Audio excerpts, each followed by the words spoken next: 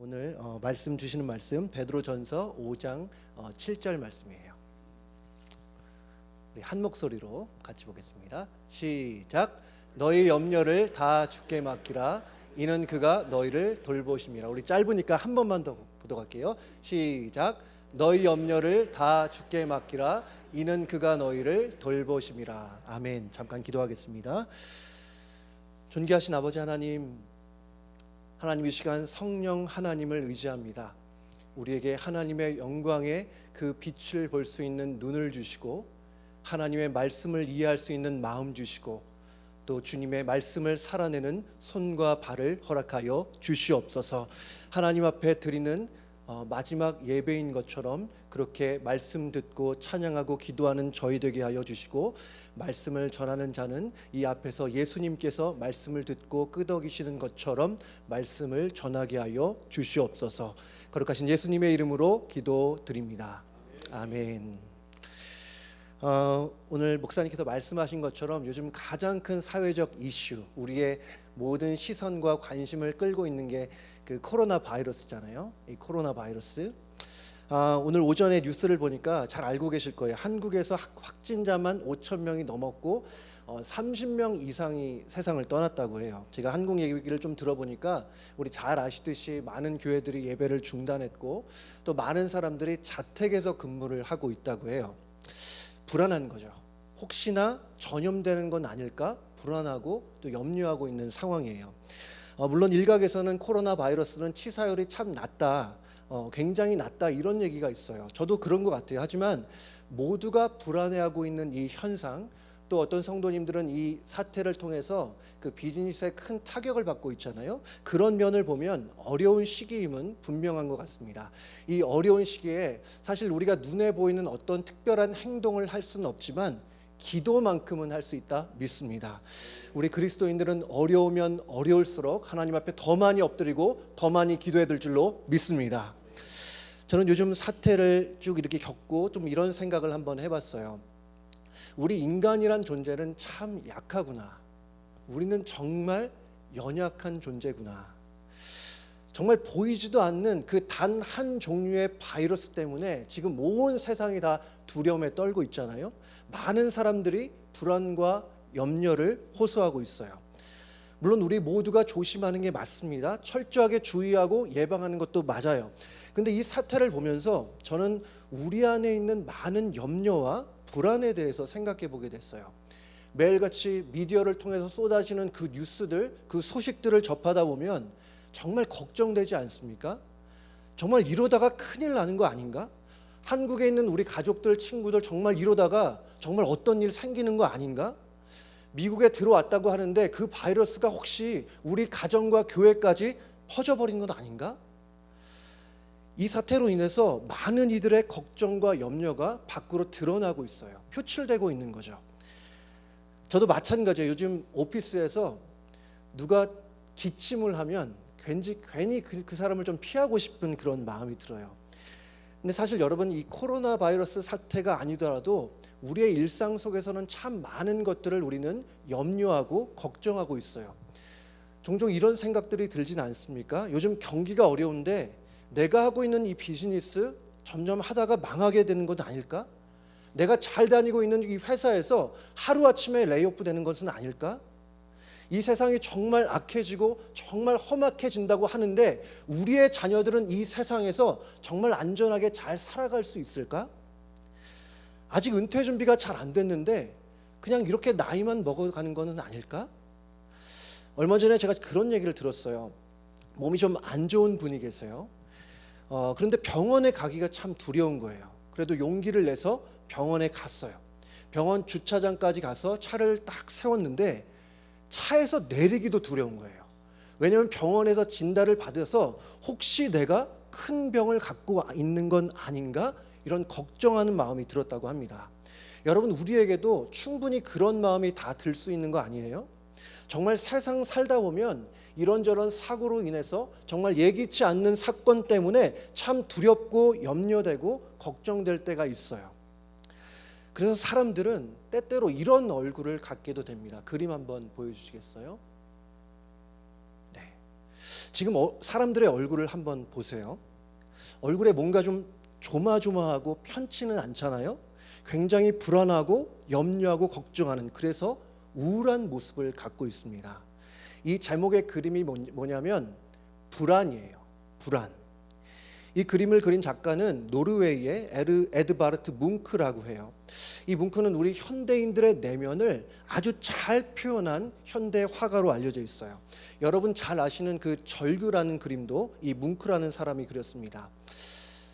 아무튼 이런저런 사정으로 인해서 사람들은 이전보다 더 불안해하고 있어요. 그래서 많은 사람들은 이 시대를 향해서 불안의 시대라고도 규정하기도 합니다. 참 아이러니하지 않습니까? 과학과 기술은 날마다 발전하고 있는데, 그래서 우리의 삶에 그 많은 편의를 제공은 하고 있지만 우리의 마음은 여전히 불안과 염려에 휩싸여 있다는 거예요. 여러분, 오늘 본문은 이 베드로 전서인데, 이 베드로 전서의 편지를 받는 사람들도 우리와 동일한 마음이었습니다. 여러분, 이들은 누구였을까요? 오늘 베드로전서 1장 1절 말씀에 이 편지의 수신자가 나와 있어요. 제가 한번 읽어볼게요. 예수 그리스도의 사도 베드로는 본도, 갈라디아, 갑바도기아, 아시아와 비두니아에 흩어진 나그네에게 편지한다 그래요. 여러분, 이들은 그리스도인이었습니다. 근데 본도, 갈라디아, 갑바도기아, 아시아와 비두니아, 여기는 이방 땅이거든요. 그러니까 지금 이들은 이스라엘 땅이 아니라 이방 땅에 흩어져 있는 그리스도인들이에요. 쉽게 말해서 예수님을 믿는 이민자들이라는 거죠. 여러분, 이민자의 삶은 어떻습니까? 우리 대부분이 이민자시잖아요. 제가 신방을 다니면서 많은 성도님들께 언제 어떻게 이렇게 미국에 오게 되셨습니까? 이렇게 여쭤보곤 하거든요. 근데 많은 성도님들은 이민 온 거 정말 쉽다고, 정말 여행하는 것처럼 그렇게 편안했다고 말씀하신 분을 본 적이 없어요. 대부분 스토리가 있으세요. 어려운 시기가 있었고 참아내고 이겨내야 할 어려움이 분명히 있었습니다. 참 생각해보면 당연할 수 있는 것 같아요. 내가 자라온 환경과 문화가 다르고 언어가 다르고 사회 시스템이 다른 곳에서 새롭게 정착하는 일은 절대 쉬운 일은 아닐 것입니다. 요즘 이사하는 것만 해도 얼마나 어렵습니까? 근데 저는 이 당시에 있는 이 이민자 그리스도인들이 우리보다는 훨씬 더 어려웠을 것 같아요. 당시에는 지금처럼 많은 교류가 있었던 것도 아니고 교통수단이 지금처럼 발달한 것도 아니었잖아요. 그리고 당시는 대부분의 지역이 가족 공동체였어요. 마을 공동체예요. 그래서 외지에서 누가 딱 온다고 하면 누가 봐도 외지인인지 알아요.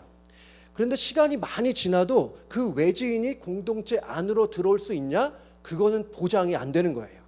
그래서 어쩌면 그들은 평생을 나그네처럼 살았을 수 있습니다.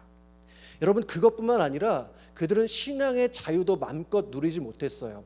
여러분 잘 아시듯이 이 초대교회에는 정말 신앙 갖는 게 어려웠잖아요. 많은 그리스도인들이 숨어서 예배하지 않았습니까? 때로는 신앙 때문에 경제적인 어려움을 당하기도 했고 실제로 물리적인 핍박을 받기도 했어요. 그러니까 이민 와서 사는 것도 어려운데 그 안에서 신앙을 지켜가는 것도 쉽지 않은 거예요. 정말 어려운 상황 아닙니까? 그래서 이제 오늘 베드로전서를 쭉 읽다 보면 이 고난에 대한 내용이 참 많이 나와요. 대표적인 것만 몇 곳을 보면 베드로전서 4장 14절에 이렇게 말씀합니다. 제가 읽을게요. 너희가 그리스도의 이름으로 치욕을 당하면 복이 있는 자로다. 뭐예요? 내가 가진 신앙 때문에 사람들이 막 나를 욕하고 조롱하고 비난한다는 거예요. 16절 말씀도 볼게요. 만일 그리스도인으로 고난을 받으면 부끄러워하지 말고, 비슷하잖아요. 그리스도인이기 때문에 당하는 고난이 있다는 거예요. 예수의 이름을 지니고 있기 때문에 내가 당하고 참아내야 할 시련과 아픔이 분명히 있다는 말씀입니다. 여러분, 그것뿐만 아니라 영적으로도 이들은 참 어려운 시간을 보냈었던 것 같아요. 오늘 보면 베드로전서 5장 7절 말씀인데 그 다음 절 8절 말씀에 이렇게 말씀하고 있어요. 우리 같이 볼까요? 시작. 근신하라 깨어라 너희 대적 마귀가 우는 사자같이 두루다니며 삼킬 자를 찾나니. 물론 지금도 사단 마귀는 우는 사자처럼 두루다니며 삼킬 자를 찾고 있어요. 하지만 베드로가 자신의 편지에 이것을 언급한 것은 아마도 이 편지를 받는 사람들이 영적으로 치열한 싸움을 싸워야 했을 것이다 라고 생각을 하는 거죠. 여러분, 이렇게 종합을 해보면 지금 이 편지를 받는 사람들은 큰 고난 중에 있어요. 누가 보더라도 염려하고 걱정할 만한 상황이에요. 아까 우리가 그림을 봤는데 아마 그런 얼굴을 표정을 하고 있었는지 모르겠습니다. 여러분, 이런 상황에서 지금 베드로 사도가 권면하고 있는 거죠. 너희의 염려를 다 주께 맡기라. 여러분, 모든 염려를 다 맡기라는 거예요. 우리가 갖고 있는 그 수많은 염려와 걱정들을 모두 다 주님 앞에 맡겨드리라는 거예요. 여러분, 여기서 주께 맡긴다라고 하는 것은 이 원어적인 의미를 그대로 살린다고 한다면 던져버린다는 거예요. 마치 등산을 하는 사람이 등에 이고 있는 그 배낭을 땅에 던져버리는 것처럼 우리가 들고 있는 그 무거운 짐을 그 차량 트렁크에 던져 넣는 것처럼 그렇게 염려의 짐을 던져버리라는 말씀이에요.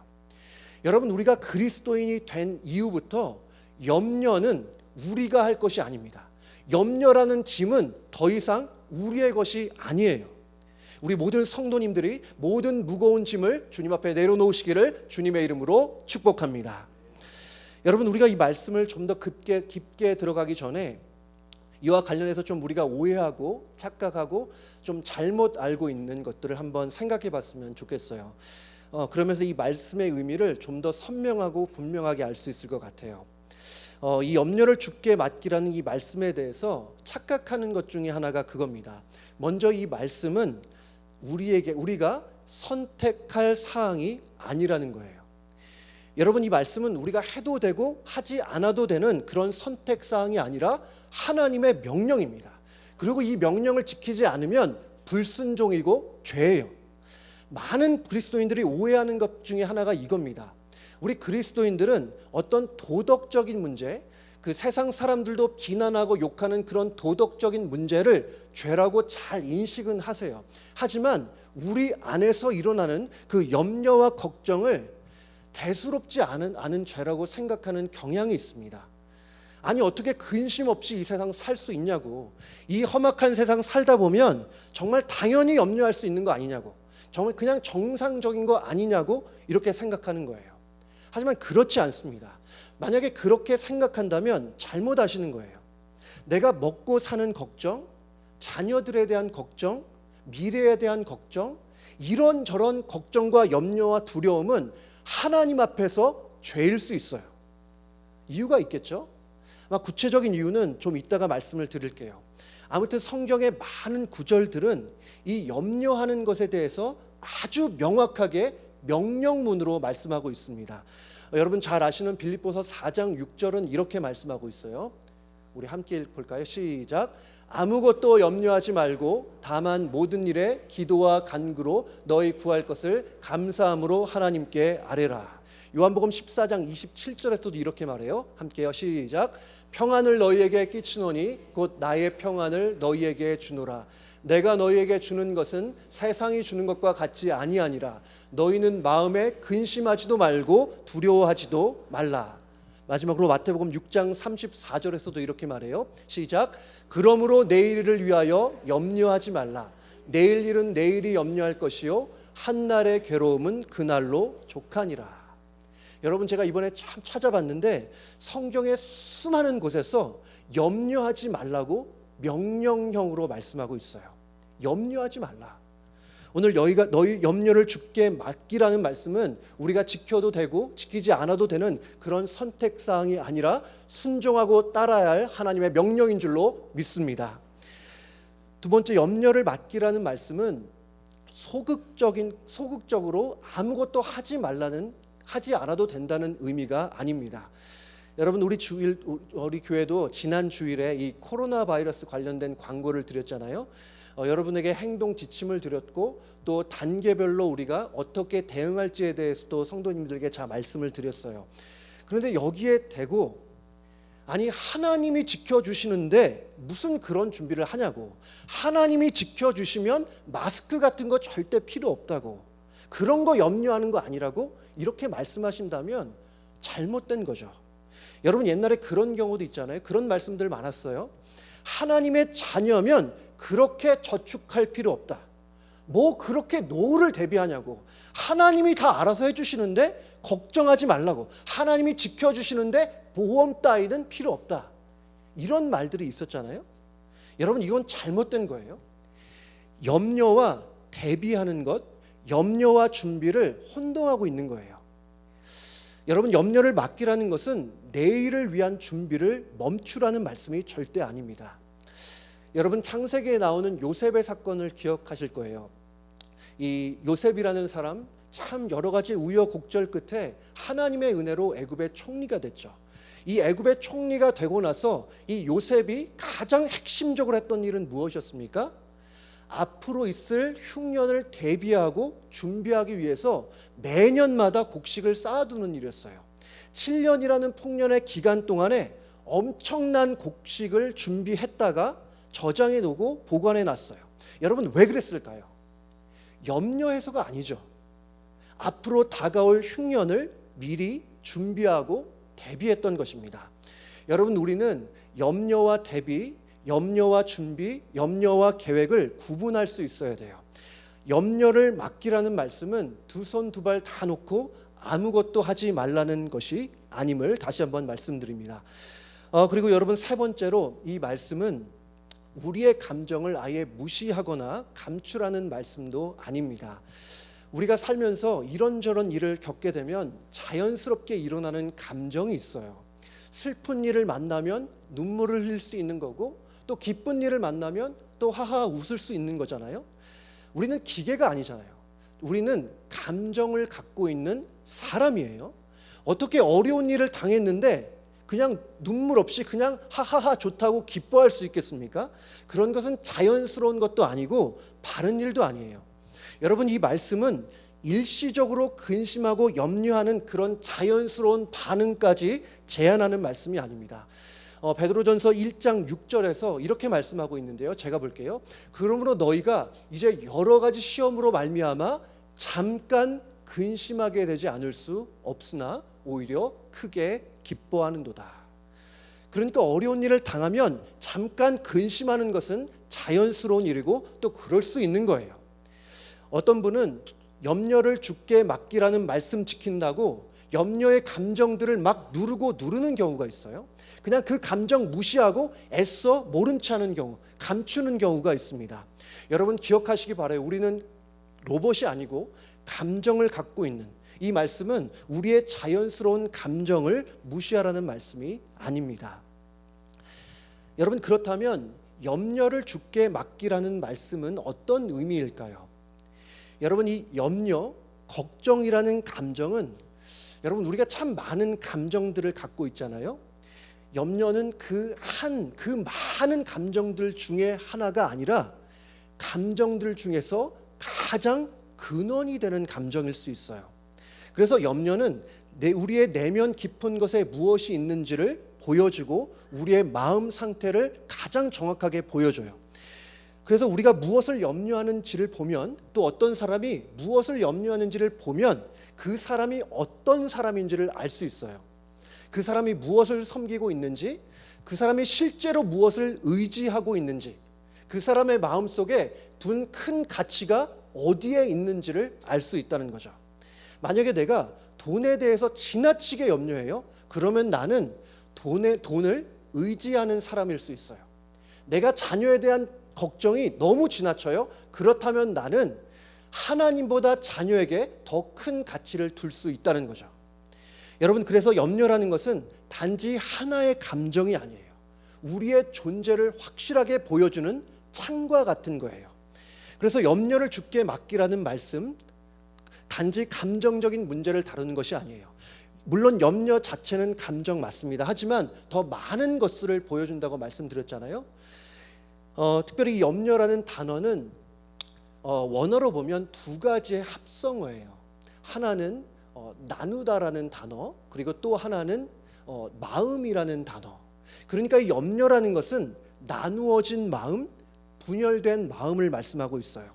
여러분, 사실 하나님께서 우리를 처음 창조하시고 지을 때 인간이라는 존재는 원래 한 마음으로 하나님을 바라보게 하셨어요.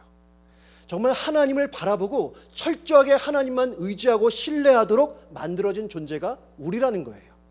그런데 죄가 들어오면서 우리의 마음이 나눠지기 시작했어요. 두 마음을 품기 시작한 거죠. 이전에는 하나님만 바라봤는데 이제는 하나님 외에도 다른 것들을 바라봐요. 이전에는 하나님만 신뢰했는데 이제는 그렇지 못해요. 이제는 하나님 외에도 의지하는 것들이 많아졌어요. 때로는 나 자신을 의지하기도 하고, 때로는 돈을 의지하기도 하고, 때로는 어떤 사람을 의지하기도 해요. 따라서 염려한다는 것은 하나님을 철저히 신뢰하지 못한다는 거예요. 물론 그리스도인이라고 한다면 하나님을 어느 정도는 신뢰를 해요. 하지만 내가 갖고 있는 그 기준까지만 하나님을 신뢰하고 나머지는 내가 하려고 하는 거죠. 내가 정한 기준까지만 하나님을 신뢰하고 의지한다는 거예요. 그래서 아까 말씀드렸듯이 염려라는 것은 우리에게 큰 죄일 수 있습니다. 여러분, 종합을 해보자면 이 염려에 관한 말씀은 단지 감정 조절에 관한 문제를 다루는 것이 아니라 우리의 믿음의 문제를 다루고 있다는 거예요. 저는 여러분 모두가 하나님만 철저히 의지하고 신뢰하는 그런 믿음의 사람들로 서시기를 주님의 이름으로 축복합니다.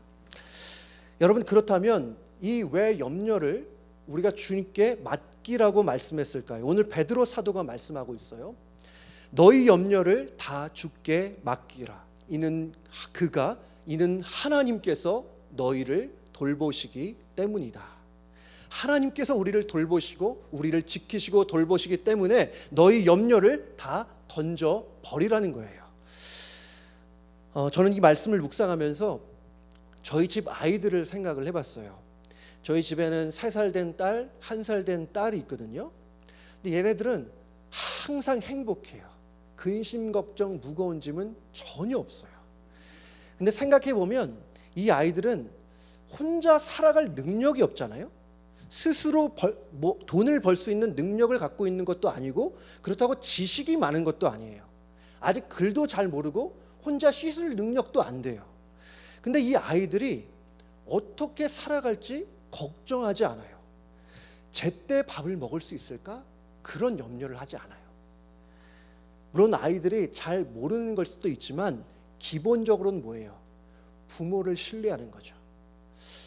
우리도 이렇게 아이들이 부모를 신뢰하는 것처럼 하나님 아버지를 신뢰할 수 있다면 얼마나 좋을까요? 근데 이렇게 살다 보면 때때로는 하나님의 돌보심이 그렇게 와닿지 않을 때가 있어요. 내 상황과 환경만 보면 솔직한 심정으로 정말 하나님이 나를 지키시는 것 맞나? 상황이 이렇게 어려운데 하나님이 나를 정말 돌보시는 것 맞아? 이런 의문이 들 때가 있다는 거죠. 만약에 우리 성도님들 중에 정말 하나님의 돌보심이 항상 잘 믿겨지고 피부로 느껴지는 분이 계시다면 정말 감사한 거예요.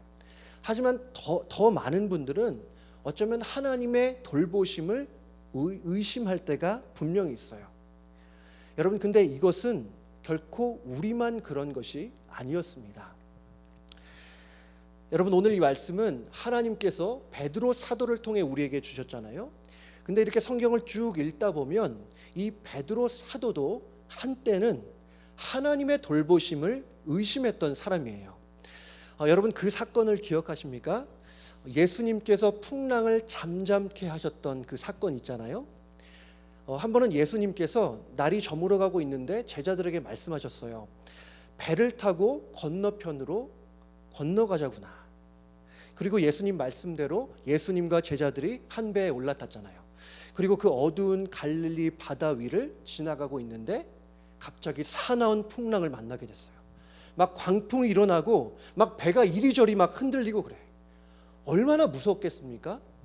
여러분, 혹시 배를 타고 밤바다를 혹시 보신 적이 있습니까?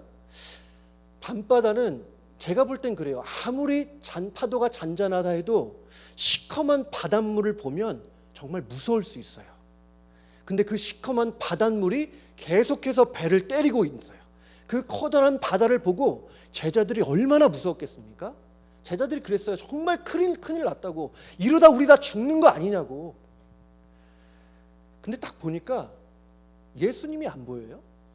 그리고 예수님을 찾아보니까 예수님이 배 뒤편에서 베개를 베고 주무시고 계는 거예요. 여러분, 제자들 입장에서는 얼마나 황당했겠습니까? 기가 막힌 일이죠. 아니, 지금 상황이 어떤데 주무시고 계시냐고. 여러분, 마가복음 4장 38절에서 이 상황을 잘 표현해 주고 있는데요. 한번 같이 볼까요? 시작. 예수께서는 고문에서 배를 베고 주무시더니 제자들이 깨우며 이르되 선생님이여 우리가 죽게 된 것을 돌보지 아니하시냐이까 하니. 선생님, 우리가 죽게 된 것을 돌보지 않으십니까? 아마 베드로도 다른 제자들과 함께 그랬을 거예요. 성격상 베드로는 아마 더 큰 목소리로 예수님께 외쳤을 거예요. 아니 예수님, 왜 우리를 돌보지 않으십니까? 그런데 여러분, 여기서 돌보지 않으십니까? 라는 그 돌보다라는 단어와 오늘 본문에 나오는 그가 너희를 돌보심이라는 그 돌보다라는 단어가 동일해요. 우리말로도 같고 원어로도 정확히 일치해요. 그러니까 베드로도 한때는 하나님의 도우심을, 하나님의 돌보심을 의심했던 거죠. 여러분, 그럼 우리가 물어야 할 질문, 정말 의문은, 그럼 베드로는 어떻게 하나님의 돌보심을 확신하게 됐을까? 베드로는 어떻게 그런 확신을 갖고 다른 사람에게 하나님의 돌보심을 기억하라고 권면하고 있는 걸까요? 여러분, 베드로는 삶 속에서 하나님의 돌보심을 계속 경험해 왔던 거예요. 여러분, 먼저 방금 말씀드린 풍랑 일은 바람 속에서 경험했잖아요. 어찌하여 우리를 돌보십니까? 그 외침을 예수님께서 들으시고 즉시 풍랑을 잔잔케 하셨잖아요. 여러분, 아마도 이 사건은 베드로의 가슴 속에 분명히 각인됐을 거예요.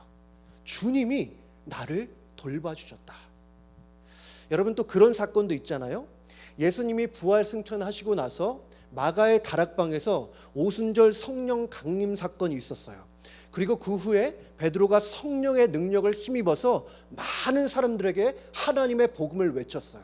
그러면서 자연스럽게 감옥에 여러 번 들락날락했잖아요. 근데 한 번은 베드로가 감옥에 들어갔다가 놀라운 일을 겪게 돼요.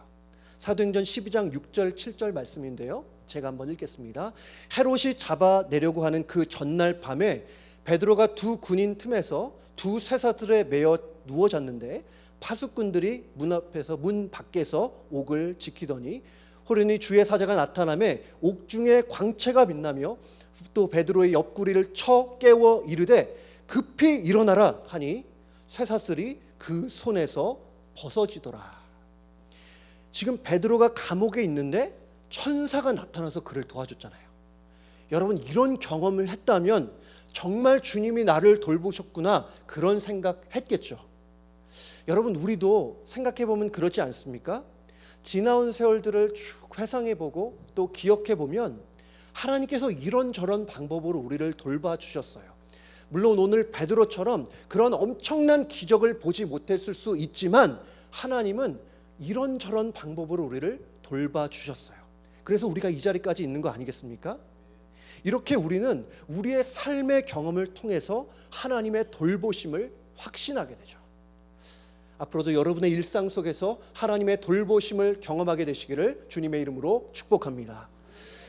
하나님께서 나를 도와주셨다. 하나님께서 정말 나를 지켜주셨다. 여러분, 이런 경험은 정말 중요해요. 강조하고 또 강조해도 지나치지 않아요. 그런데 저는 하나님의 돌보심을 가장 확실하게 볼 수 있는 것은 우리의 삶의 경험은 아니라고 생각해요. 심지어 베드로와 같은 그 엄청난 기적적인 경험을 했다 하더라도, 정말 눈앞에 풍랑이 잔잔케 되고 정말 천사가 나타나서 나를 도와준다 하더라도 하나님의 돌보심을 가장 확실하게 볼 수 있는 것은 우리의 경험이 아니에요. 그럼 뭘까요? 여러분, 베드로가 하나님의 돌보심을 어디서 가장 확실하게 깨달았을까요? 여러분, 우리도 하나님께서 나를 돌보신다는 그 사실을 어디에서 가장 분명하게 알 수 있을까요? 아이러니하게 들릴 수 있지만 저는 그것이 십자가 사건이라고 믿어요. 십자가야말로 하나님이 나를 돌보신다는 가장 확실한 증거예요. 여러분, 예수님이 우리를 죄와 사망으로부터 구하시라고 어떤 희생을 치르셨는지 여러분 잘 아시잖아요. 예수님의 삶은 그 고난 자체였어요. 그렇게 무한히 거룩하신 하나님께서 죄로 얼룩진 이 세상으로 온 것 자체가 고난이에요. 여러분, 근데 그분의 고난은 여기서 그치지 않았잖아요. 예수님은 어떻게 해서든지 사람들이 구원받기를 원하셔서 그렇게 노력하시고 그렇게 수고하셨는데, 사람들은 어떻게 반응했어요?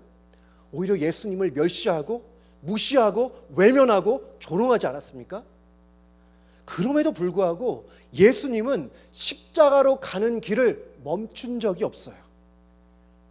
심지어 채찍에 맞고 머리에 가시관이 씌워지고 사람들이 침을 뱉고 조롱하고 욕해도 예수님은 뚜벅뚜벅 십자가의 길을 걸어 가셨습니다. 그리고 결국 그 참혹한 십자가에서 이 세상의 모든 죄를 안고 물과 피를 다 쏟으셨어요. 왜 그렇습니까? 왜 그러셨어요? 예수님께서 우리를 사랑하시기 때문에, 우리를 죽음과 심판과 저주에서 구원하시기 위해 예수님께서 그러셨던 거예요. 그래서 그리스도의 십자가는 내가 너희를 사랑한다는 가장 확실한 증거죠. 그런데 그것이 다가 아닙니다. 여러분, 로마서 8장 32절에 이렇게 말씀하고 있어요. 우리 같이 볼까요? 시작. 자기 아들을 아끼지 아니하시고 우리 모든 사람을 위하여 내어주신 이가 어찌 그 아들과 함께 모든 것을 우리에게 주시지 않겠느냐. 십자가 사건이 끝이 아니라는 거예요. 하늘을 나는 새도 돌보시는 그분이 자기 아들을 아끼지 아니하시고 그 내어주신 그 영혼을 돌보지 않으시겠냐는 거예요. 그래서 십자가라는 것은 사랑의 증거일 뿐만 아니라 앞으로 너의 삶을 책임져 주고 돌보겠다는 하나님의 약속이자 보증이라고 할 수 있어요. 여러분, 그런데 어떻게 그 십자가 앞에서 우리가 하나님 나를 왜 돌보지 않으십니까? 이렇게 말할 수 있겠어요? 그렇게 나를 위해서 온갖 고난 다 당하시고 십자가까지 가셨는데 그분 앞에서 왜 나를 돌보지 않으십니까? 왜 나를 지켜주지 않으세요? 어떻게 말할 수 있겠어요? 여러분, 우리가 십자가 앞에 선다면, 정말 우리가 믿음의 눈을 들어서 그 십자가를 본다면 우리가 할 수 있는 것은 감사밖에 없어요. 하나님 감사합니다. 예수님, 나를 사랑해 주셔서 감사하고 나를 이렇게 돌봐주셔서 감사합니다. 여러분, 십자가는 하나님께서 여러분을 돌보신다는 분명한 약속인 줄로 믿습니다. 이전에 책을 보다가 참 마음에 와닿은 문구가 있어서 제가 적은 일이 있어요. 한번 들어보세요. 슬픔과 비통은 뒤만 돌아보고 걱정과 염려는 주위만 둘러보고 믿음과 신뢰는 위를 바라봅니다. 우리 주위만 둘러보면 걱정, 염려가 끝날 날은 없을 거예요. 하나님은 우리에게 이 땅에서 따뜻한 봄날만 있을 것이라 약속하신 적이 없어요. 때로는 사망의 음침한 골짜기를 걸어가야 될 때가 있고, 때로는 예상치 못한 일들로 인해서 마음에 큰 어려움이 있을 때가 있어요. 여러분, 바로 그때에 우리가 할 일은 그 모든 염려의 짐을 우리 안에 두는 것이 아니에요. 그 모든 무거운 짐을 우리를 돌보시는 주님께 맡기는 것입니다. 혹시 하나님의 돌보심이 의심될 때 있습니까? 지금도 하나님이 나를 돌보신다는 사실이 잘 느껴지지 않으십니까? 여러분, 그럴 때마다 하나님이 도우시고 지키셨던 삶의 경험들을 다시 한번 기억해 보시기 바라요. 그리고 무엇보다 골고다 언덕에 높이 올린 그리스도의 십자가를 바라보시기 바랍니다. 오늘 베드로가 우리에게 권면하고 있어요. 너희 염려를 다 주께 맡기라. 이는 그가 너희를 돌보심이라. 우리를 돌보시는 주님 앞에 모든 근심 걱정 무거운 짐을 내려드리는, 그래서 하늘의 평안과 위로를 경험하는 우리 귀하고 복된 성도님들 다 되시기를 주님의 이름으로 축복합니다. 우리 한번 말씀 생각하시면서 찬양했으면 좋겠어요. 우리 찬양팀 나와주시겠어요? 이 찬양을 모르시는 분이 있을 수도 있을 것 같아요. 하지만 여러분, 이 가사가 여러분의 믿음의 고백이 됐으면 좋겠어요. 우리 중심 보시는 그 하나님께 우리 십자가 그 사랑 멀리 떠나서 우리 가사 생각하시면서 우리 함께 찬양하기를 원합니다.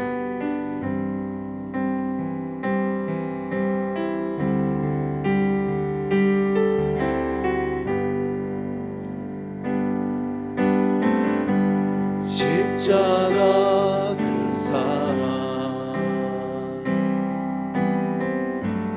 멀리 떠나서 무너진 나의 삶 속에 잊혀진 주의 돌 같은 내 멀리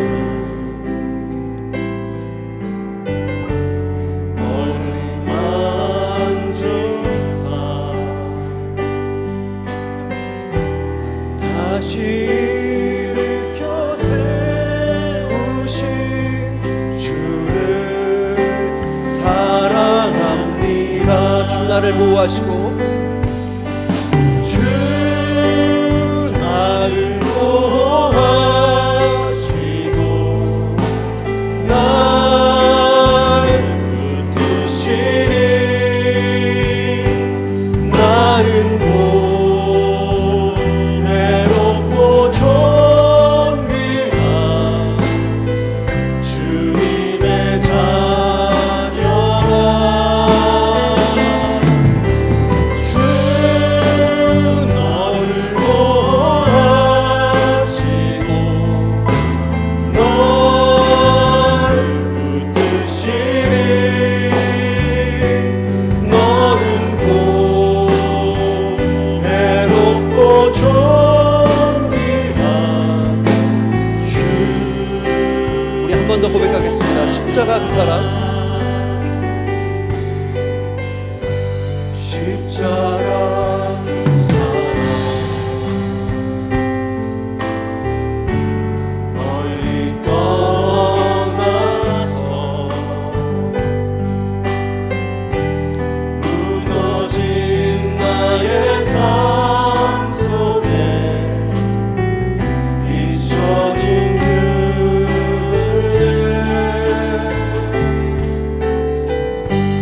돌 같은 내 마음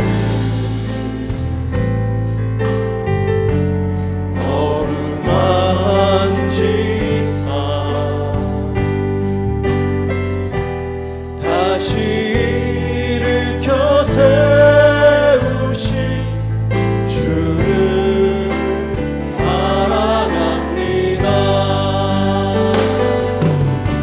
주 나를 보호하시고 날 붙드시니 나는 곧 외롭고 존귀한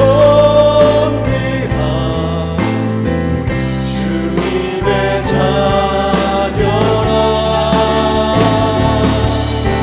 주 너를 보호하시고 널 붙드시니 너는 곧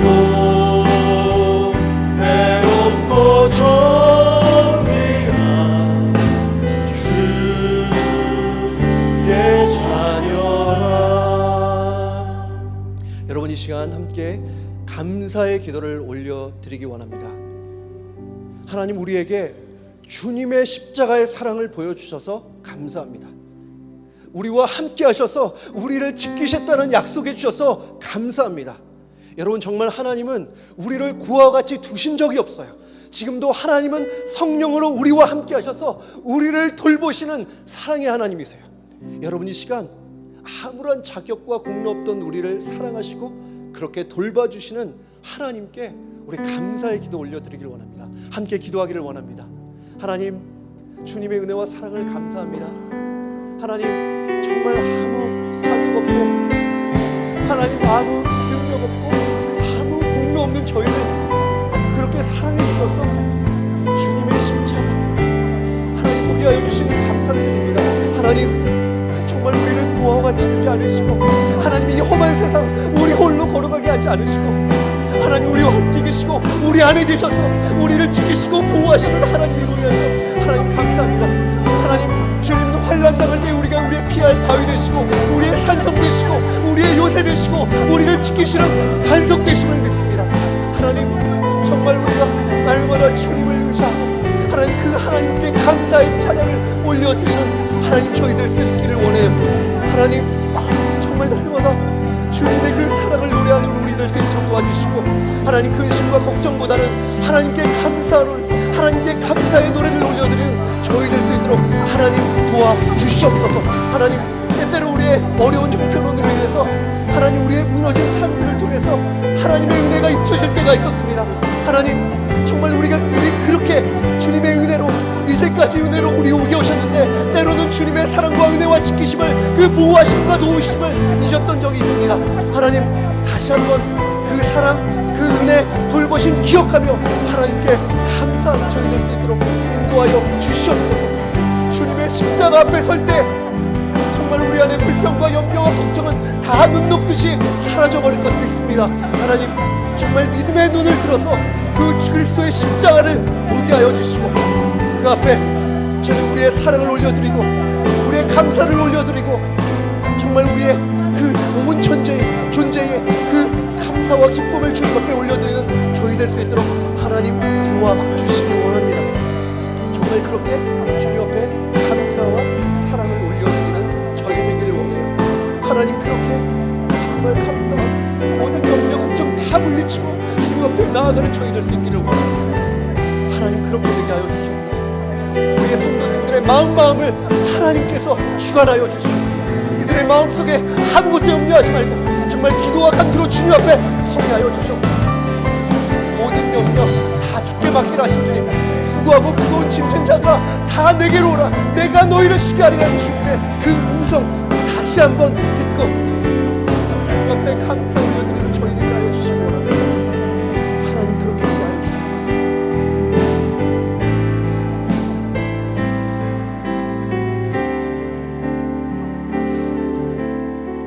여러분 이번에는 이 시간 회개와 결단의 기도를 올려드리기 원해요. 저도 그렇고 우리 많은 사람들이 참 염려하고 걱정하고 있잖아요. 물론 자연스러운 반응일 수 있지만 때로는 하나님이 안 계시는 것처럼 그렇게 걱정하고 염려했던, 하나님이 이 세상을 다스리지 않는 것처럼 그렇게 염려하고 걱정하고 불안했던 하나님, 저희 하나님 용서하여 주시옵소서. 그 모든 염려 다 내려놓고 주님 앞에 서게 하여 주시옵소서. 하나님 말씀을 통해 염려하는 것이 하나님을 신뢰하지 못하는 불신앙임을 배웠습니다. 다시 한번 믿음을 더해 주시고 아무것도 염려하지 않게 하여 주시옵소서. 우리 함께 기도하기를 원합니다. 거룩하신 아버지 하나님, 하나님 정말 하나님이 계시지 않는 것처럼 그렇게 이렇게 상황과 환경만 보고 걱정하고 염려했던 저희를 용서하여 주시옵소서. 하나님 뉴스를 통해 미디어를 통해 수없이 쏟아지는 하나님 그런 소식들로 인해 우리의 마음은 점점 하나님 염려와 불안에 휩싸였습니다. 하나님 하지만 우리가 하나님의 사랑을 입은 자임을 기억하게 하여 주옵소서. 하나님은 지금도 온 세계 만물을 다스리시고 역사하시는 그 하나님인 것을 하나님 믿고 정말 세상 사람들처럼 그렇게 똑같이 염려하고 하나님 걱정했던 그러한 목소리를 냈던 우리를 하나님 용서하여 주시옵소서. 하나님 정말 걱정하고 고민하고 염려함으로 하나님께서 우리에게 주신 시간을 낭비하지 않게 하여 주시고 정말 주님 앞에 한 번 더 엎드려서 기도하는 저희 되게 하여 주시옵소서. 하나님 정말 하나님 염려하는 것이 정말 우리 안에 불신앙이자 죄임을 배웠습니다.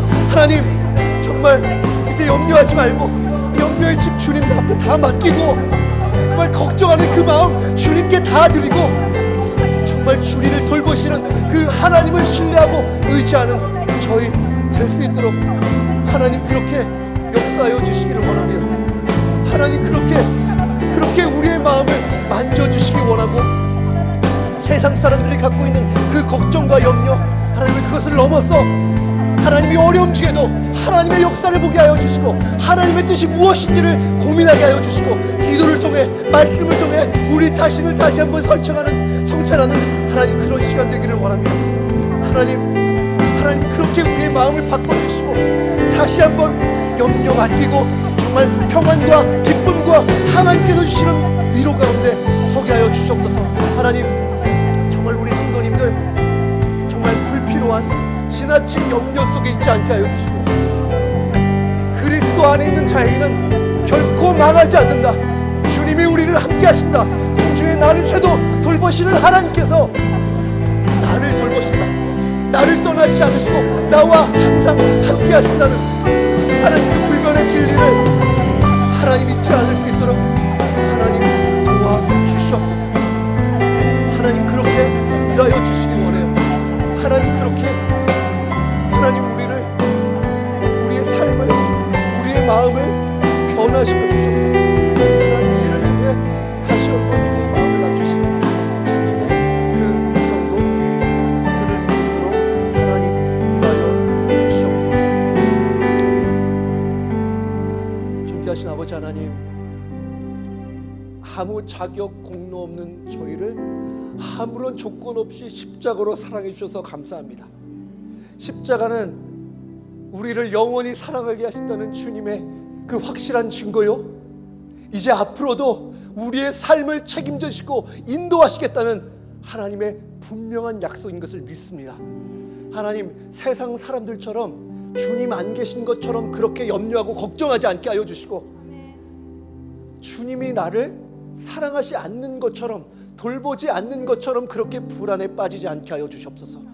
아무것도 염려하지 말고 오히려 주님을 의지하고 주님을 바라보고 주님만 신뢰하는 저희 되게 하여 주시옵소서. 그래서 염려와 걱정보다는 하늘의 위로와 이 세상 줄 수 없고 이 세상 알 수 없는 하나님의 평안을 우리에게 허락하여 주시옵소서. 거룩하신 예수님의 이름으로 기도드립니다. 하나님은 우리의 피난처 되시니 우리 같이 한번 찬양하겠습니다.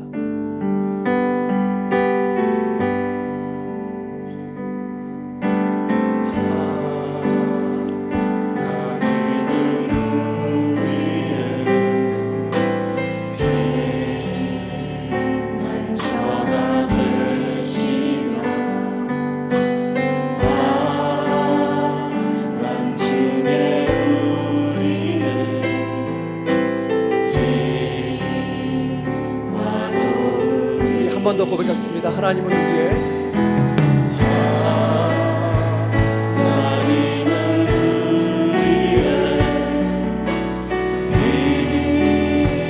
피난처가 되시며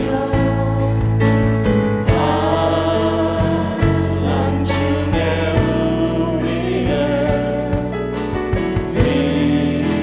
힘과 도움이시니 너희는 가만히 있어.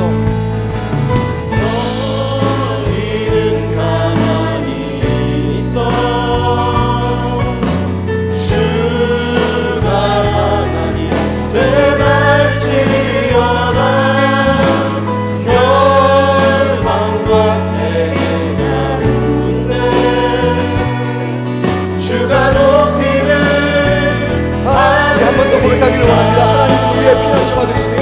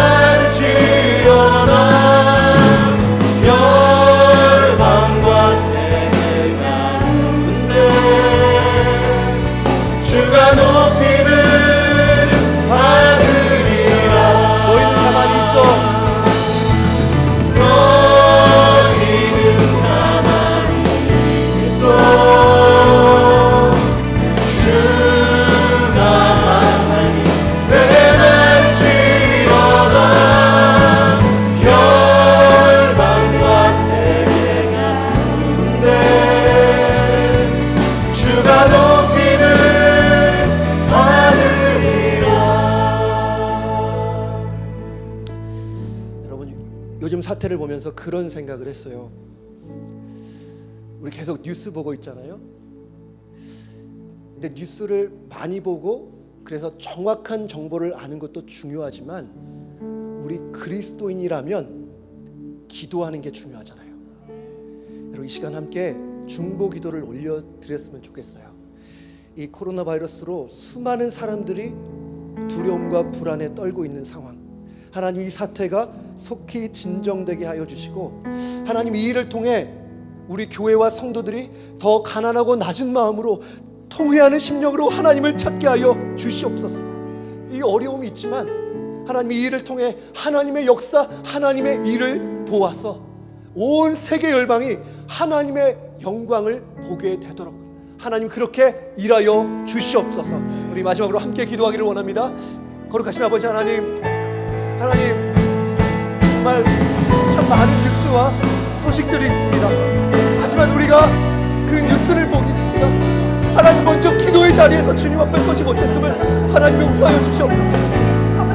은밀한 주의 곳에 들어가, 은밀한 골방에 들어가 은밀한 주에 계신 하나님께 우리의 기도를 올려드리지 못하고 오히려 염려와 걱정과 근심으로 우리의 시간을 하나님 허비했던 우리를 용서하여 주시옵소서. 하나님 다시 한번 이 어려움이 변화되어서 하나님의 영광이 보는 일을 일어나게 하여 주시옵소서. 하나님의 악이 변하여 합력하여 선을 이루는 하나님, 그래서 이 어려움을 통해 정말 거기서 예배가 중단되고 있는 하나님의 시점에 정말 우리 교회와 성도들이 하나님 앞에 더 엎드리고 더 가난해지고 더 토회하고 더 낮은 마음으로 주님 앞에 설 수 있도록 하나님 그렇게 역사하여 주시기 원합니다. 하나님 우리를 불쌍히 여겨주셔서 하나님 이 사태가 속히 진정되도록 하나님 우리의 기도를 속히 응답하여 주시옵소서. 하나님 불쌍히 여겨주시옵소서. 하나님 이 일을 통해 우리의 믿음이 얼마나 연약한지를 보았습니다. 하나님 이 일을 통해 하나님 우리가 가진 신앙이 얼마나 연약한지를 보았습니다. 하나님 정말 우리 모두가 하나님 이 일을 통해 다시 한번 믿음이 새롭게 되게 하여 주시고 굳건한 믿음 갖게 하여 주시고 정말 어떠한 환난과 역경 속에서 주를 향한 분명한 신뢰와 의지와 확신 속에 살아가는 저희 될 수 있도록 하나님 도와주시기 원합니다. 하나님 그렇게 일하여 주시옵소서. 하나님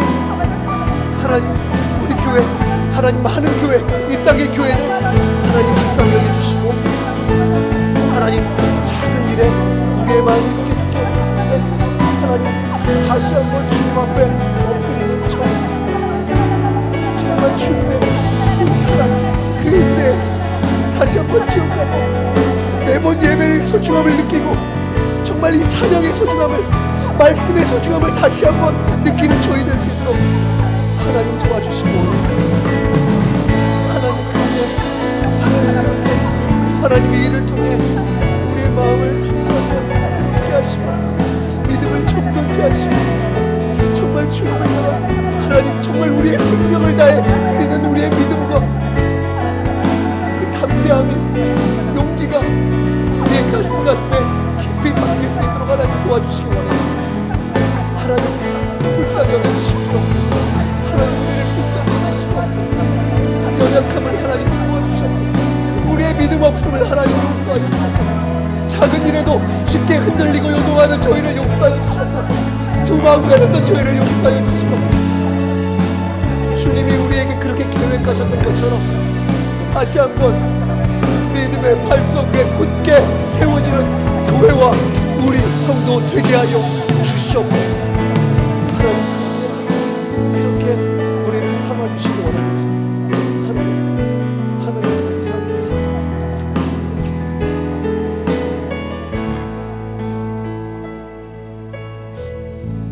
거룩하신 아버지 하나님, 그리스도의 십자가로 사랑을 증거하셨고 우리를 돌보시겠다는 놀라운 약속을 주셨음에도 작은 일에 너무 쉽게 요동하고 세상 사람들처럼 그렇게 염려와 근심에 빠졌던 저희를 용서하여 주시옵소서. 하나님 다시 한번 우리를 돌보시는 하나님을 향한 굳건한 믿음 갖고 염려와 근심의 짐을 모두 다 주님께 내어놓는 저희 되게 하여 주시옵소서.